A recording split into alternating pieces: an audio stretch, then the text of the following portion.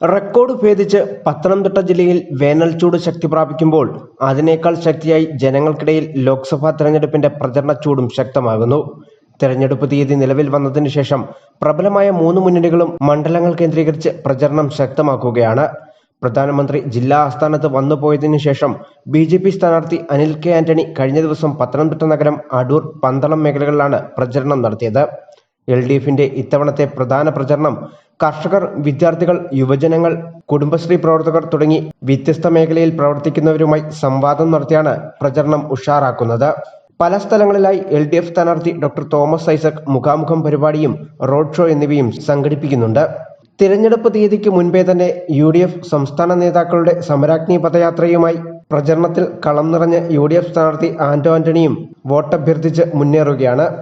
തിരഞ്ഞെടുപ്പ് കൺവെൻഷന് ശേഷം ബൂത്ത്, മണ്ഡലം പ്രവർത്തനങ്ങൾ കൂടുതൽ ശക്തിപ്പെടുത്താനാണ് പ്രവർത്തകരുടെ തീരുമാനം.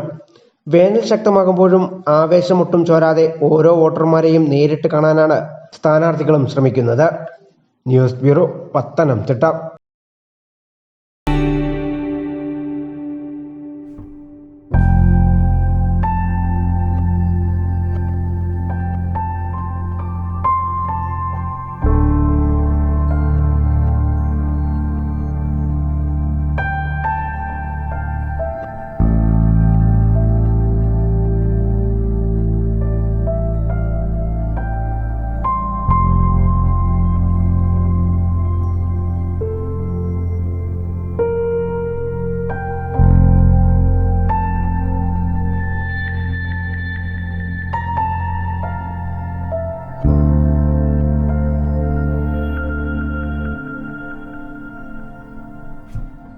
Mount Zion Medical College Hospital, Adur, Pathanamthitta.